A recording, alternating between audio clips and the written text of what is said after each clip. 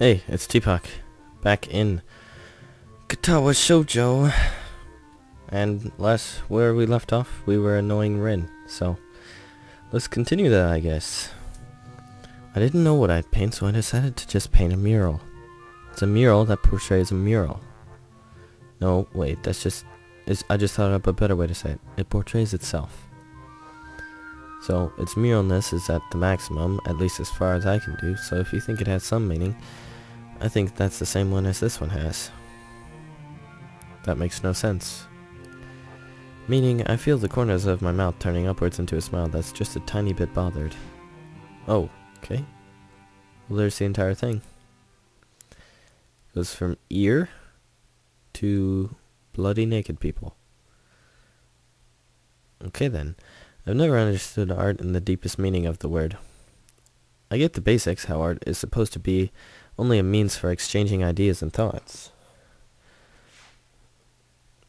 However, I never learned how I should interpret a piece of art, to somehow divine what the artist intends to say through it. I know it's not any special skill, but somehow my brain never can connect art with anything else than what I see. All I see is a mural. I can admire the technical skill. After all, even I know the difference between bad art and mediocre art. Mediocre art and good art. I get that. I'm kind of like that. Like, the cubism stuff, I'm not too fond of that. Because it's like, a lot of those artists that do cubism can actually paint, like, realistically and stuff. And I know cubism is supposed to be like a way to say, it's not supposed to be clear. And that's the entire message behind it, but it's like, you're a good artist, you can make stuff look good, not like this. It's like, why? You're wasting your talent, it seems. Or that's at least how I see it. I'm sure there are many people who'd say otherwise, but yeah. And it's not like all abstract art I don't like. Like, I like this thing. This is cool. And like neo-impressionism, that's my favorite like style of art. Like, it's kind of like dot art, where it's just like a bunch of little dots, and it's kind of blurry, but it's a lot of colors and stuff, which is kind of like cubism, but it's just not. I mean, this is technically cubism, but it's not like what am I trying to think of? What's his name? Picasso? He would just paint one of these things. He'd just paint like this dude right here, but 10 times uglier. And then it'd be like, done. And I'm like, okay. Apparently that's the guy playing the guitar. I don't know. Oh well. But that's as far as I can go, so don't ask me about meanings, Rin. Her reply sure made me reluctant to ask her about it any further either. So what are you doing when you get on your feet? Nothing. Nothing, but there's the festival. Don't you want to go have some fun? I'm fine like this. You don't like socializing much, do you? I think I'm arguing more for her than for myself at this point. It's not that I'm particularly thrilled about the festival either. Just a bit curious to see what it's like, and that's about it. Her answer is unsurprising. No, I don't. I guess me neither in the end. You should go if you want to. I know, but I can keep you company. I'm not used to all this just yet, so it's okay to take it easy. I can leave though if you want to be alone. I like it if you're here. Awesome. That's what we're going for. I hope that means I made the right decisions. We circle around each other with words, but eventually end up somewhere. Her saying that makes me feel oddly happy, so I stay. Her presence is something I like too. The odd warm aura of serenity that she seems to emanate makes it comfortable to be silent. I really like that. We watch people walk by, the two of us silent, everyone else chattering happily among themselves. Students are leading their families to the dorms to show their rooms. They pass us in the mural, maybe glance at it once or twice. I paid less attention to them and more to my companion, trying to figure out a way past her cryptic, unreadable wall of a face. she's looking at me. Rin's eyes flicker restlessly from one person to another as they walk by. Is she waiting for people to stop at the mural? Maybe secretly hoping someone would comment on it? I don't think anyone would assume she was the artist. We're just sitting here like a pair of hobos after all, when she doesn't even have hands. I wonder if it's even in Rin's style to fish for compliments. She seems so aloof. More people walk by, some of them pointing their fingers at the mural, exchanging words that I can't make out. Someone drops a snow cone on his shoe. Too bad for him. Everyone seems to like it. I suggested tentatively, throwing a topic into the stale summer air separating us. Rin doesn't answer right away, but by now I'm mostly used to her occasional slowness when she must talk. It's like she takes great care picking her words, which is really unbelievable when you consider the jumble that comes out of her mouth. I wanted to make it so that you could just look at it without thinking. Then I realized that that doesn't make any sense. So it became something like a mix of this and that. From far away, it looks like someone vomited a herd of butterflies on the wall, which is exactly what that obnoxious president person didn't want. Is that word that? What word? That. What is the word for more than one butterfly? Butterflies? No, like a herd or a school or a heap. Oh, I don't know. Flock maybe? Maybe people like butterfly vomit. Rin looks at the murals, looking surprisingly unhappy. The middle could be better. Usually I like in-betweens, but this was a pain in my butt. Not literally, of course. Then again, I did get that too. I guess it was literally after all. Don't be so critical of yourself. She looks at me funnily, but shuts up. That tree's kinda in the way. Not like I'm saying cut down the tree or anything. It's like, why did you pick that spot? I mean, I get it. People are gonna walk by. I literally just used my finger to point on the screen, but yeah. People will walk by right here and they'll see it. But like from this angle, there's a tree. Oh well. At about this point I start thinking if I should really leave and do something more constructive with my Sunday. Just say, I'm gonna go pick up some food and get some food for you two or something. This is the pinnacle of social failure. A whole free day, a festival right outside my doorstep, and what do I do?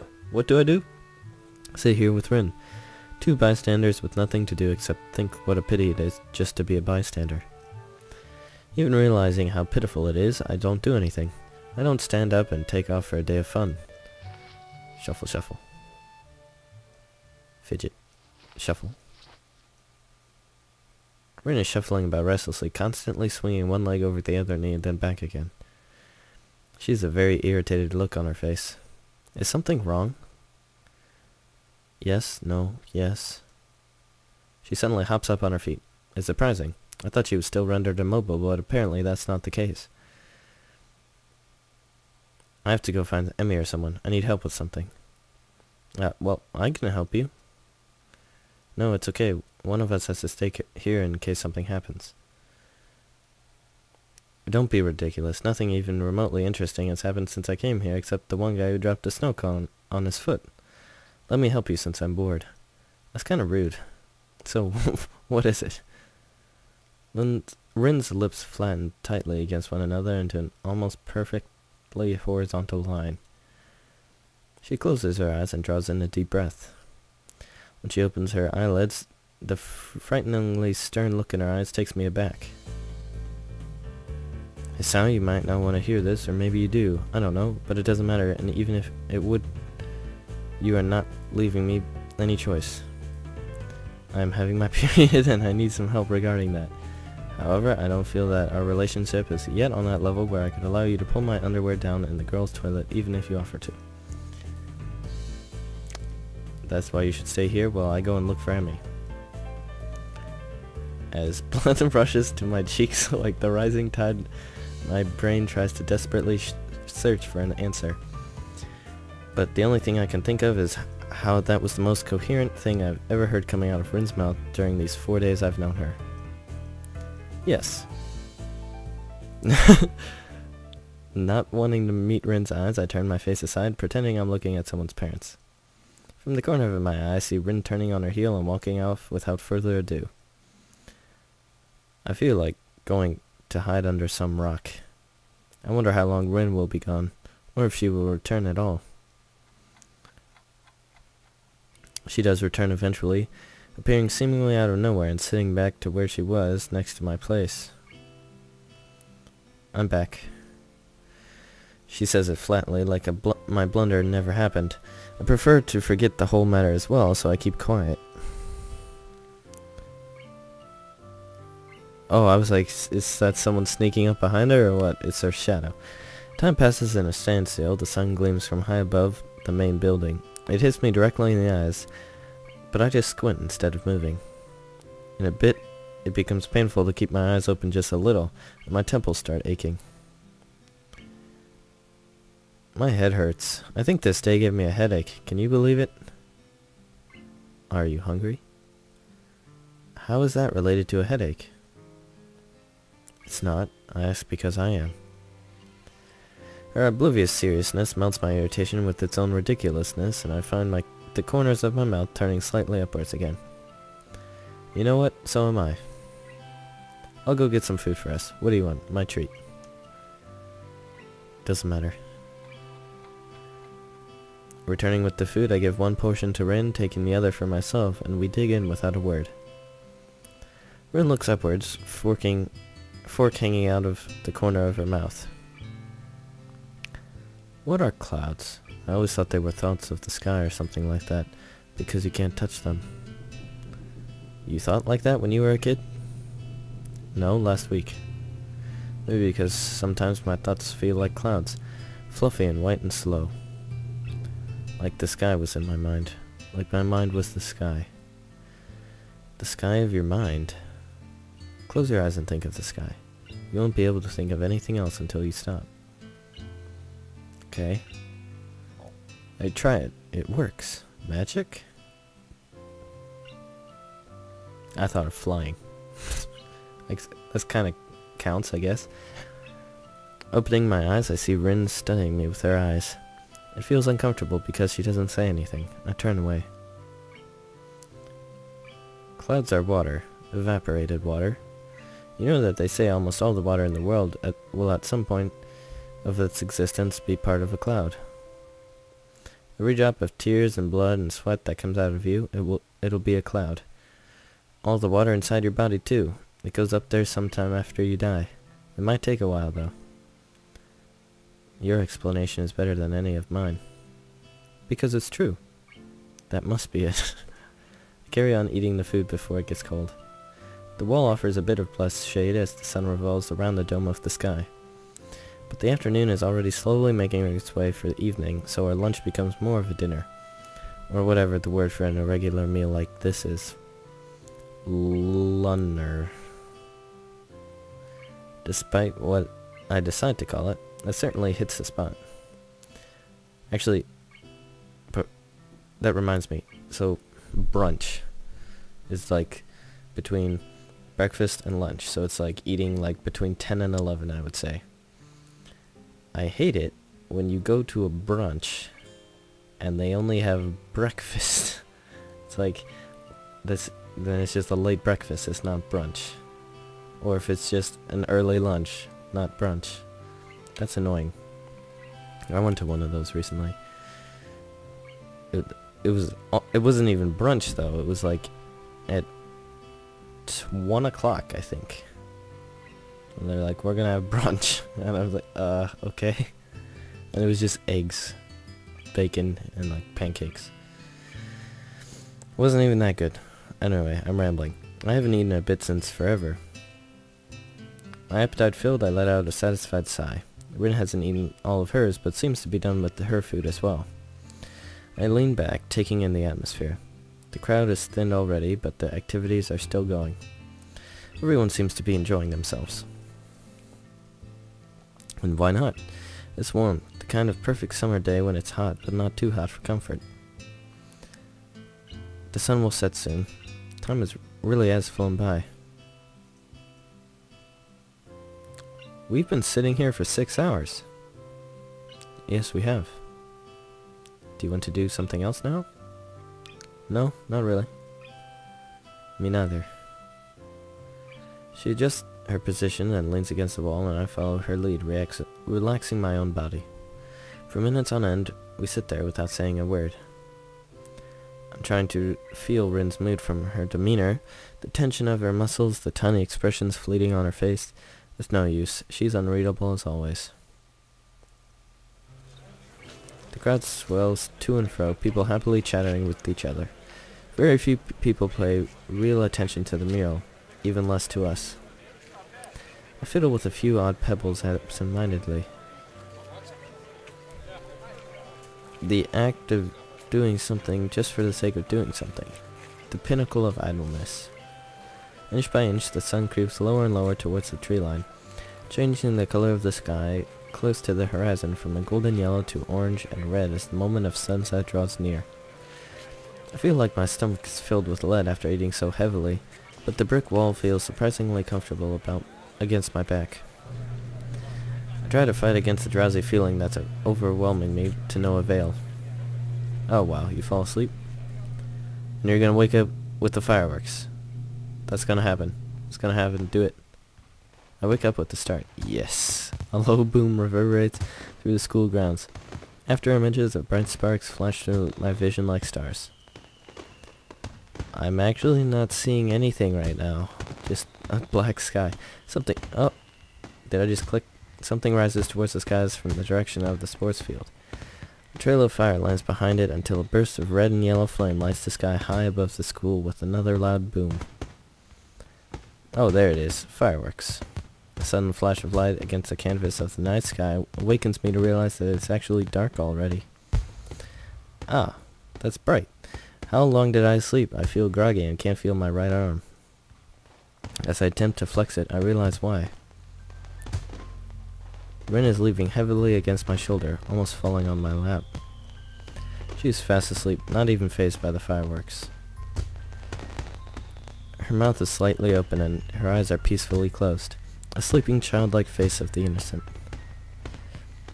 I shake Rin gently with my free arm, trying to wake her up, or failing that, moving her so my other arm is liberated from its pinch.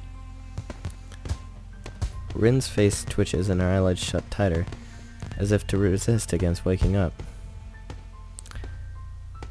She gradually opens her eyes, but keeps them half closed, letting the light from the fireworks sneak just past her eyelashes so that her green irises mirror the bright flashes of the explosions, then looks up at me and frowns. Just a while longer, okay? Rin's voice is drowsy and slow, leaving her almost unintelligibly muttered words hanging lazily in the air. It seems she's not entirely aware of the situation. Rin's head drops back on my shoulder as she leans against me with all her weight. She snuggles against my side, trying to make herself comfortable, but making me feel very uncomfortable at the same time. I become intensely, almost painfully aware of Rin's warm body and the deep, peaceful movement of her chest against my arm. Her breathing soon returning to the even rhythm. I can't help admiring her gift for sleeping, or the ease of mind hers to use someone she has known for less than a week as a pillow. The rockets raise up to the sky at one time, breaking into flowers of red, green, and gold, accompanied by the oohs and ahs of the audience. I try to push Rin's disconcerting proximity out of my mind, for what can I do about it? I just hope her short while really is that. One by one, the glittery bursts are born and die in the blink of an eye, coloring the dark night sky into a constantly changing abstract painting. I listen to the low booms of the explosions and Rin's quiet breathing, trying to clear my own head off the post-awakening disorientation. Thankfully, just a while longer proves to be just a while, as Rin stirs from her slumber and wakes up again before the fireworks are over. I fell asleep. She finally opens her eyes completely and blinks a few times. You fell asleep on top of me, twice.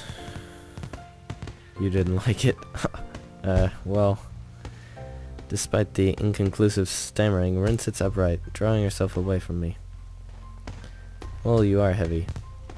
It's a lie, she weighs next to nothing, but I have to get a jab back at her, even if it's under the belt.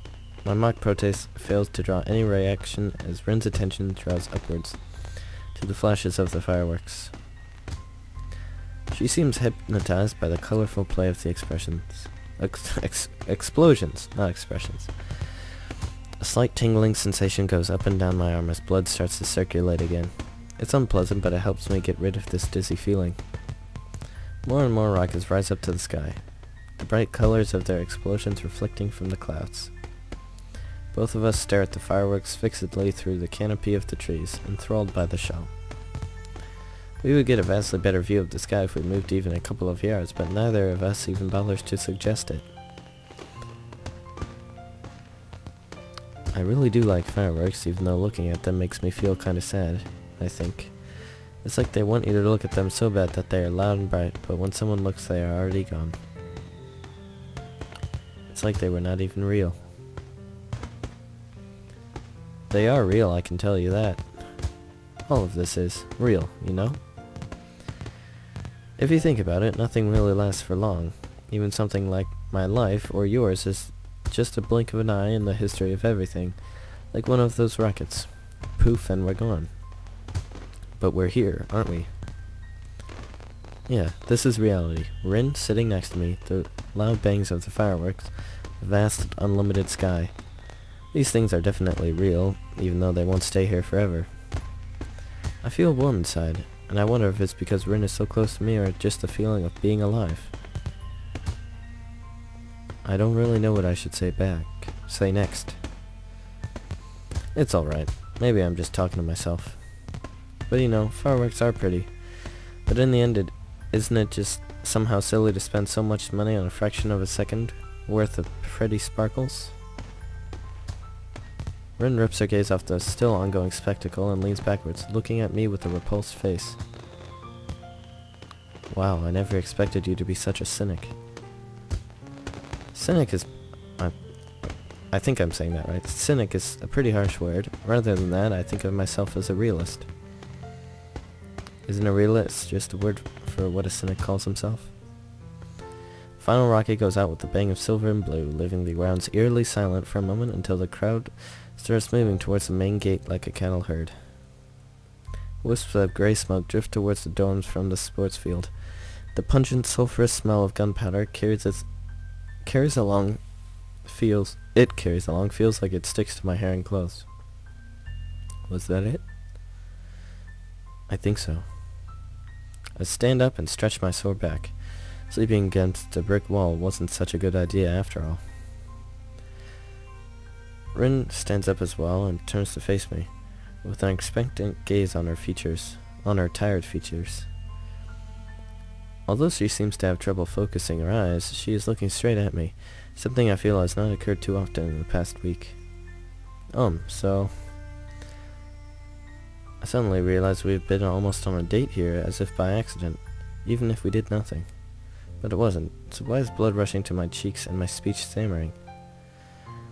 I don't know what I should say, especially since it seems like Rin is waiting for me to say something, but luckily she solves my problem for me. Good night, Hisao. She gives me one more lingering look, measuring me from tip to toe, turns around on her heel and skips off, disappearing into the crowd. Okay, good night. I'm left standing there, giving my response to the cooling night air. The festival turned out to be nothing like I expected. I ended up spending all day in one spot with Rin, even though neither of us agreed nor suggested that we do anything. I just didn't have anything better to do, and evidently neither did she. Well, so far in the 3 playthroughs I've had, festival I've barely even been at. Like, in Hanako and Lily's, I just ordered food. And I went to the library and then the tea room. So yeah, still am yet to see what this festival is all about. Rin's warmth lingers on for a while longer in my body before disappearing into the falling night. And what is the whiteness? Oh, it's a flower. Oh, it's the animation.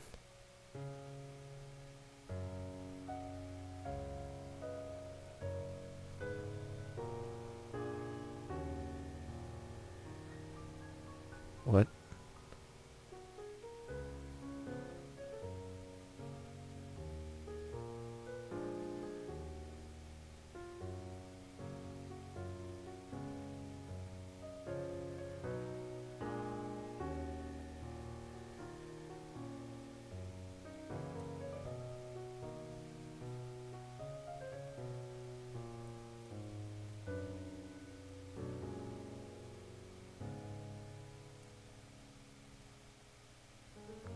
Act 2, disconnect. Well, I liked that animation. That was kind of cool. Showing how Rin thinks and how she's lost in the clouds, like she was just talking about. Lost in her thoughts. So, yeah. I like that. I think I'm really gonna like this playthrough. So yeah. Rin's arc has officially started, so, thanks for watching.